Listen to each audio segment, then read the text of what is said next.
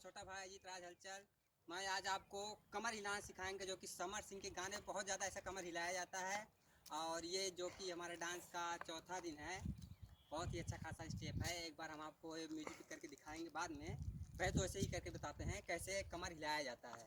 नहीं आएगा आपको करना, फिर भी ऐसे ऐसे बता देंगे कि आपको करना आ जाएगा। पहले एक हाथ ऐसे यहाँ पर रखेंगे कमर पे, दूसरा हाथ जो है सर पे रखेंगे। और ये जो है पैर पैर को ऐसे ऐसे करेंगे तो पैर भी हिलेगा और कमर भी हिलेगा। और ये आपका हाथ जो थोड़ा थोड़ा ऐसे करना और पीछे के साइड जाना, ऐसे बैक साइड, ऐसे ऐसे ऐसे। और म्यूजिक जितना तेज चलेगा आप वैसे ही ऐसे ऐसे करते जाएंगे तो आपका कमर बहुत ज़्यादा अच्छा हिलेगा। और जो कि हम समर सिंह के गाने पे आपको करके एक बार दिखाते ही हैं। जो कि समर सिंह का कौन सा गाना है, वो सजनवा घरे आई है कि ना, एक बार करके दिखाते हैं।